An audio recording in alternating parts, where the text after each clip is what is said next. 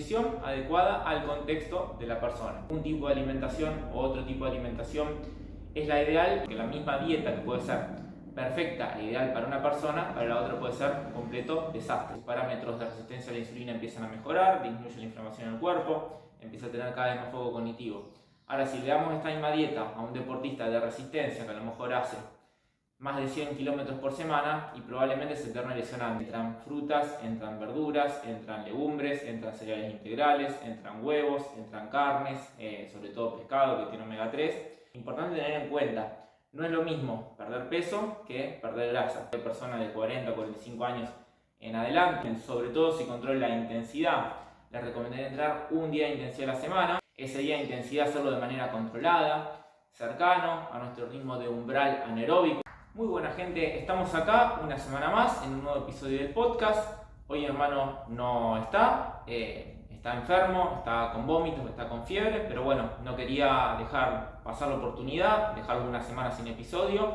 La semana que viene, si está todo bien, ya se incorporarán nuevamente. Y bueno, aunque sea más cortito, aunque nos haya charlado, por lo menos dejar una información, seguir actualizando capítulos y que tengan información cada semana para seguir aprendiendo. Y como siempre, cualquier duda nos van consultando acá abajo y pueden sugerir temas para siguientes capítulos. Uno de los temas de los que les quería hablar hoy es la nutrición adecuada al contexto de la persona. ¿A qué me refiero con esto? Muchas veces se habla si un tipo de alimentación o otro tipo de alimentación es la ideal, y la verdad es que no hay un tipo de alimentación ideal. Hay un tipo de alimentación, al igual que un tipo de entrenamiento también, que ya lo vamos a hablar, adecuado a una persona, en un contexto, en un momento, en una situación en concreto. Porque la misma dieta que puede ser perfecta e ideal para una persona, para la otra puede ser un completo desastre. Ponemos el ejemplo de una persona que a lo mejor dice, bueno, voy a hacer una dieta baja en hidratos de carbono. Una persona que tiene un sobrepeso importante, que tiene un grado de inflamación crónica de bajo grado en su cuerpo, que esto ya sabemos que está referido a la resistencia a la insulina, a la hipertensión, problemas cognitivos. Y cuando empieza a hacer una dieta baja en hidrato de carbono, una dieta cetogénica, una dieta alta en grasas, moderada en proteínas y baja en hidrato de carbono, ve que sus parámetros de resistencia a la insulina empiezan a mejorar, disminuye la inflamación en el cuerpo, empieza a tener cada vez más foco cognitivo. Ahora, si le damos esta misma dieta a un deportista de resistencia que a lo mejor hace más de 100 kilómetros por semana y probablemente se termine lesionando. ¿Por qué? Porque su cuerpo, sus músculos, su combustible que necesita para moverse a diario no sea el ideal, no sea el suficiente para poder rendir lo que requiere, ni tampoco para poder recuperarse para las sesiones siguientes. Entonces hay que tener en cuenta el contexto de la persona. Uno cuando va a un nutricionista pasa a veces, por suerte cada vez menos, que a lo mejor te saca una dieta del cajón, un plan que te dice hace esto, esto, esto, y no es lo mismo a Juancito de 16 años que a Roberto de 47. Y no, cada uno tiene que tener una nutrición adaptada a su edad, a su tipo de actividad, al tipo de deporte que hace, si está en un contexto que quiere bajar de peso, si está en un contexto que quiere aumentar masa muscular. Entonces esto es fundamental. Hoy en día lo que yo siempre le trato de inculcar a la gente, o poner como ejemplo, cada uno obviamente tiene que consultarlo con su nutricionista, pero yo predico por una alimentación que sea variada en todos los grupos alimenticios, que no sean ultraprocesados, es decir, todos alimentos naturales. Entran frutas, entran verduras, entran legumbres, entran cereales integrales, entran huevos, entran carnes, sobre todo pescado que tiene omega 3, para tratar de no tener una deficiencia en nutrientes. Y esto lo vamos a adaptar según el tipo de desgaste energético que tenga esa persona, para que pueda rendir en su disciplina deportiva y si está en un proceso de aumento de masa muscular o en un proceso de pérdida de peso. Importante tener en cuenta, no es lo mismo perder peso que perder grasa. En el proceso de pérdida de peso, no importa si estás perdiendo músculo, si estás perdiendo agua, si estás perdiendo masa ósea, estás perdiendo tejido graso. Y en el proceso de pérdida de grasa, para la redundancia, estás perdiendo ese tejido graso. Que eso es lo que estamos buscando. Si uno quiere rendir en el deporte, le interesa tener la mayor cantidad de masa muscular posible y el menor porcentaje de grasa posible. Si hablamos en deportes de fondo, en deportes de resistencia, que es lo que hacemos nosotros, obviamente uno busca tener un peso liviano, un peso lo más bajo posible, pero ese peso tiene que estar principalmente compuesto por músculo, por masa muscular, que es el tejido activo que nos va a permitir movernos, que nos va a permitir desplazar, aplicar la fuerza contra el piso para poder aguantar esa serie de kilómetros. Entonces, un contexto de alimentación para un deportista de fondo, como para poner un ejemplo que lo vean de una manera concreta, se suele usar como estrategia, que no digo que sea el mejor método, pero por lo menos el que a mí me sirve y veo que a mucha gente le funciona, es de dividir un plato en 3 porciones, donde vamos a incluir una mayor porción de vegetales. Si son crudos, desde mi punto de vista mejor. Todo lo que sean hojas verdes, como espinaca, rúcula, radicheta, lechuga. Después, bueno, cuanto más colores mejor, puede tener tomate, cebolla, zanahoria. Como decía recién, si son crudos mejor porque conservan más esas vitaminas y esos minerales.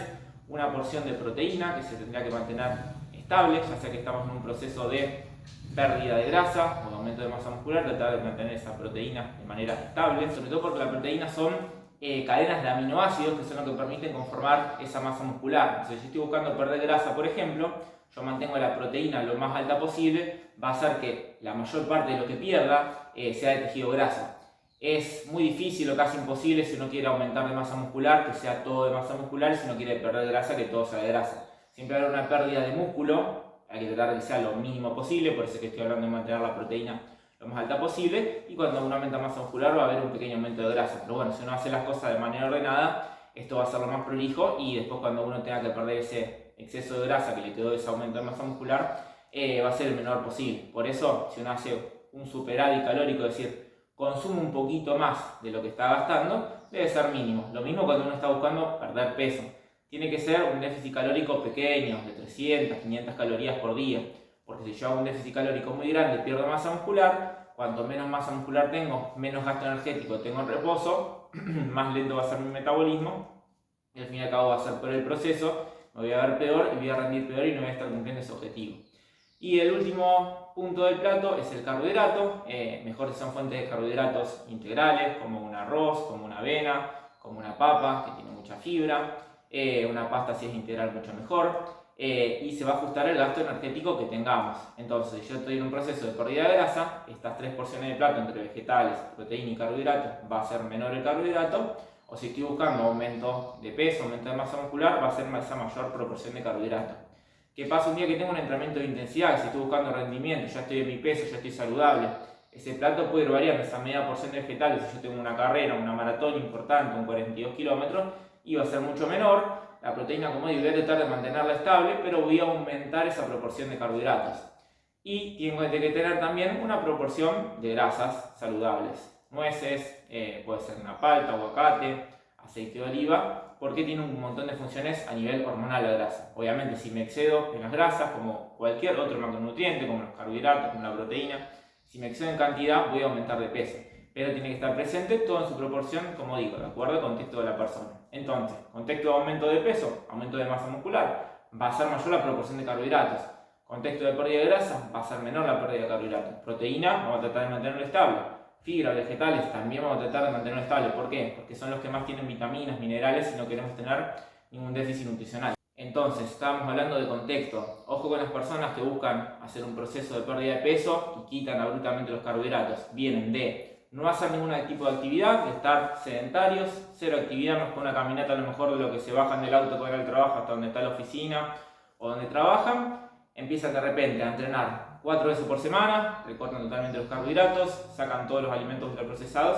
¿Y qué pasa? Es un proceso que va a ser insostenible porque su cuerpo no está adaptado. Al igual que el entrenamiento, tengo que hacer de manera progresiva. Recuerden el principio de progresividad, que va a hacer todo de manera paulatina, de manera progresiva, pero la redundancia, poco a poco, para que el cuerpo se adapte. Y yo estoy comiendo mal, como muchos ultraprocesados, como mucha comida chatarra, pero no estoy haciendo actividad física. Y de repente estoy haciendo actividad física. Ya con la actividad física voy a generar un déficit calórico sin cambiar la alimentación. Obviamente, si cambio la alimentación mejor porque va a ser más saludable, pero tengo que hacer todo poco a poco para que el cuerpo se acostumbre. Yo estoy consumiendo 3.500 calorías por día y tengo que comer 3.000 para bajar de peso, y empiezo a hacer actividad física y genero un gasto de 500 y encima bajo lo que estoy comiendo en la dieta y termino generando un gasto de 1.000, esas 1.000 calorías, como estaba diciendo anteriormente, va a hacer que perdamos músculo, que rindamos peor, y va a ser un proceso que vamos a terminar abandonando. Los carbohidratos también me ayudan a descansar bien en la noche, me ayudan a recuperar el músculo, porque el músculo, cuanto más masa muscular tengo, más reservorio tengo para almacenar esos carbohidratos. Si yo no tengo masa muscular, se empieza a almacenar en el tejido adiposo. Ni hablar también, como decíamos en el capítulo anterior, el tema del cortisol. Si yo hago un proceso muy abrupto, donde empiezo a entrenar mucho, donde empiezo a quitar abruptamente las calorías que estoy comiendo, se va a empezar a elevar el cortisol del cuerpo, voy a descansar peor, y encima no voy a perder peso porque esté ese cortisol elevado, es una hormona catabólica, voy a empezar a perder masa muscular, voy a empezar a descender mi metabolismo, no voy a poder ganar masa muscular tampoco. Entonces ojo con eso. Acuérdense lo que decíamos, nutrición aplicada al contexto. Si quiero correr más rápido, si quiero ganar músculo, si quiero perder grasa, no hay un tipo de alimentación ideal. Como para poder resumirlo de una manera concreta, dijimos alimentación baja en hidrato de carbono, cetogénica, está buenísimo para una persona que tiene diabetes, que busca disminuir sus niveles de inflamación, para una persona con Alzheimer, para una persona que es muy sedentaria, que tiene poco tiempo de hacer ejercicio a la semana y a lo mejor hace ejercicio aeróbico o empieza a hacer ejercicio aeróbico 2 o 3 veces a la semana, pero el resto del día está totalmente sedentario. Puede ser un buen tipo de alimentación. Ahora, en personas que hacen un tipo de deporte de endurance, un deporte de resistencia, que está mucho tiempo arriba de la bicicleta, que está mucho tiempo corriendo para atletas, sacar los carbohidratos, sobre todo en los días que tienen demanda de mayor exigencia, puede ser hasta inclusive lesivo, porque van a descansar peor, van a tener los niveles de cortisol altos, van a estar más estresados, no van a poder descansar, y todo eso a la corta o a la larga va a terminar derivando en una lesión. Entonces adaptemos la nutrición al contexto. Por eso que yo ponía el ejemplo del plato dividido en 3 porciones. Yo tengo una porción de vegetal y proteína que se mantiene estable y solamente juego con la porción de carbohidratos, según el tipo de gaste que tengo va a ser menor o va a ser mayor, y va a ser un estilo de vida sostenible. En cualquier lugar que vaya a un bar puedo pedir una ensalada con una pechuga y que le digo, bueno, dame mayor o menor cantidad de una papa asada, de una porción de arroz, si en integral, como decía anteriormente, mejor. Entonces, consúltenle con el nutricionista, pero creo que con esto ya tiene un par de tips para saber por dónde ir si quiero mejorar mi rendimiento, si quiero perder peso, si quiero mejorar mi salud. Adáptenlo a su contexto y no se vayan a ningún extremo. Ese fue el tema número 1. El otro tema que quería hablar es el entrenamiento. El entrenamiento a partir de los 40, 45 años, en hombres, en mujeres, cuando empiezan a descender nuestros valores hormonales, cuando ya no mejoramos, cuando ya es muy difícil, salvo que hayamos empezado a correr a los 40 años, y lógicamente cuando tenga 41 voy a tener mejores marcas que 40 si empecé a entrenar a los 40 años. Ahora, si yo voy a entrenar toda la vida, empieza un proceso donde ya no voy a ver ganancias o puede ser que a lo mejor a lo sumo me pueda mantener. ¿Cómo puedo hacer para entrenar y mantenerme lo más estable posible en el tiempo? Sobre todo manteniendo una continuidad. Le diría, hablando de este deporte, del running, de los deportes de fondo, si entrenan 4 veces por semana, desde mi punto de vista es lo ideal para cualquier persona de 40 o 45 años en adelante, 4 días de carrera. ¿Por qué? Porque correr es un deporte que tiene mucho impacto, tiene un impacto muy grande y puede ser bastante lesivo. Entonces yo controlo la cantidad de días que corro, controlo ese volumen, sobre todo si controlo la intensidad. Les recomendaría entrenar un día de intensidad a la semana, de esos 4, donde hacíamos un entrenamiento de series, de pasadas, de cambio de ritmo, donde podemos incluir también una carrera, cuando llegue a ese pico de forma que estoy buscando. El resto de días que sean entrenamientos en rodaje suave, en zona de umbral aeróbico, es decir, no pasar entre 130 y 140 pulsaciones.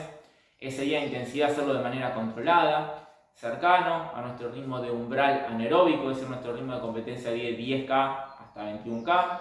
Y meter sí o sí 2 días de entrenamiento de fuerza a la semana. Fuerza apuntada a aumentar nuestra fuerza máxima, no generar una fatiga en el músculo, no generar hipertrofia. La hipertrofia ya sabemos que se basa en hacer repeticiones cerca del fallo, en fatigar el músculo, ingerir un superávit calórico para que el músculo crezca. Nosotros como corredores no queremos esto, queremos aumentar nuestro nivel de fuerza máxima. Pero tampoco queremos llegar con una fatiga grande a los entrenamientos que tenemos de carrera. Podemos correr riesgo de lesionarnos entrenando corriendo, pero no entrenando fuerza lesionándome para correr. Entonces les recomendaría cargas entre media altas, en un rango de repeticiones bajo, tratando de hacer una ejecución, como se trabaja la potencia, fase más bien concéntrica a una velocidad elevada, y sobre todo estas edades donde ya no producimos tanta testosterona, donde las mujeres postmenopausia dejan de producir estrógenos. Entonces tenemos que tratar de controlar la recuperación. Si yo entreno intenso todos los días, si yo no descanso bien, si yo me alimento mal, todo ese esfuerzo que yo hago en el entrenamiento lo vamos a ver tirado al tacho. Entonces vuelvo a repetir, ¿cómo podría planificar una rutina para una persona de 40 a 45 años en adelante? Les diría 4 días de carrera, donde 3 van a ser rodajes a ritmo suave, 1 minuto, 1 minuto 15 más lento por kilómetro de lo que es su ritmo de 10K, es decir, si están corriendo en 50 minutos, le diría hagan el fondo a 6-15 kilómetros, entre 6 y 15 kilómetros, un día de intensidad a la semana. Si están corriendo en 50 minutos, traten de hacer las series de 1000, de 2000 metros, o depende del tipo de entrenamiento que se planifiquen ustedes o su entrenador, a un ritmo cercano, ese 10K, no hace falta correr mucho más rápido que eso. Descansen bien, metan esos 2 días de entrenamiento de fuerza. Es importante controlar esa intensidad, como digo, para poder recuperarme bien. Si yo entreno muy intenso, mi cuerpo al tener menos valores hormonales le va a costar más recuperarse, me voy a terminar lesionando y no voy a poder mantener esa continuidad. Entonces esa es la clave para poder seguir mejorando a pesar de que sigan pasando los años, o por lo menos para no empeorar lo menos posible y tratar de mantenerme, a pesar de que sigan pasando los años, y poder disfrutar de este deporte. Lógicamente no van a tener el rendimiento que tenían a los 20 años, pero sí pueden tener un buen rendimiento si hacen las cosas bien, de manera ordenada y de manera prolija. Y un último punto a tratar dentro de esto que estamos diciendo del rendimiento a partir de determinada edad, es planificar su rutina, tener en cuenta que si somos buenos en algo no vamos a ser buenos en otra cosa, y si pretendemos ser buenos en todo no vamos a ser buenos en nada. ¿A qué me refiero? Hay mucha gente que sí, a partir de los 40, 45 años, a lo mejor quiere hacer un deporte que le gusta, pero también le gustan muchos otros. Le gusta el running, pero también le gusta jugar al tenis, le gusta hacer yoga, le gusta hacer pilates, le gusta nadar, le gusta jugar al pádel con los amigos o al fútbol una vez por semana. Y cuanto yo más actividades hago, más puede ir en detrimento de otros. Si yo estoy entrenando para preparar un maratón, en un periodo que me toma entre 3 a 6 meses, y te diría, en ese periodo focalizate únicamente en el maratón. No juegues al fútbol, no juegues al pádel, mete 2 veces fuerza por gimnasio, 2 veces por semana fuerza en el gimnasio. Ahora, si vos querés disfrutar simplemente y decís, bueno, un día a la semana me apetece ir jugar al pádel con mi hijo, un día a la semana me apetece salir a correr, hacelo, pero ten en cuenta que tu rendimiento corriendo no va a ser todo el posible que podrías alcanzar si solamente te centraras en eso. Entonces, ¿qué recomiendo yo? Planifica tu año. Dice, bueno, en el periodo que estoy preparando un maratón o una carrera importante en la que pretendo bajar marca, que pretendo tener un rendimiento máximo, en ese periodo deja todas las otras cosas de lado. En el periodo que quieras disfrutar un poco más de todo, ten en cuenta que tu rendimiento no va a ser el mejor en el deporte que más te gusta, pero puedes encontrar un equilibrio si planificas las otras actividades de manera ordenada, siempre teniendo en cuenta esos 2 días por semana de entrenamiento de fuerza. Cuando salgas a correr, hacelo a baja intensidad, porque si ya estás jugando al fútbol y al pádel no vas a poder rendir igual en esos entrenamientos de alta intensidad. Y obviamente consultar al entrenador para que te trate de ordenar esas cargas de entrenamiento para que puedas sacar el rendimiento a cada uno de esos deportes que te gusta sin lesionarte, porque obviamente más desgaste tengo, más riesgo de lesión tengo también. No puedo tener una carga de entrenamiento así si mi descanso y mi alimentación son así. Tengo que adecuar todo, como decía al principio, al contexto de la persona, adecuar la alimentación, adecuar el descanso y adecuar el tipo de entrenamiento. Bueno, eso es todo hasta acá. Más que un podcast quedó un video, pero creo que tiene información bastante interesante. Cualquier duda, cualquier consulta me la pueden dejar acá abajo en la caja de comentarios. Espero que les haya gustado. Dejen el me gusta, comparten el video. Como dije la semana pasada, a lo mejor este capítulo en concreto capaz que a ustedes no les interesa, no les llama la atención, pero conocer un amigo, un conocido que este capítulo le interesa, compártanselo a él para que lo vea. Y bueno, si esa persona también lo puede compartir, le va a llegar a mucha más gente. Nada más, la semana que viene esperemos tener un capítulo normal, un capítulo más largo, prolongado, ya de manera dialogada, de manera charlada, y nos vemos la próxima. Un abrazo.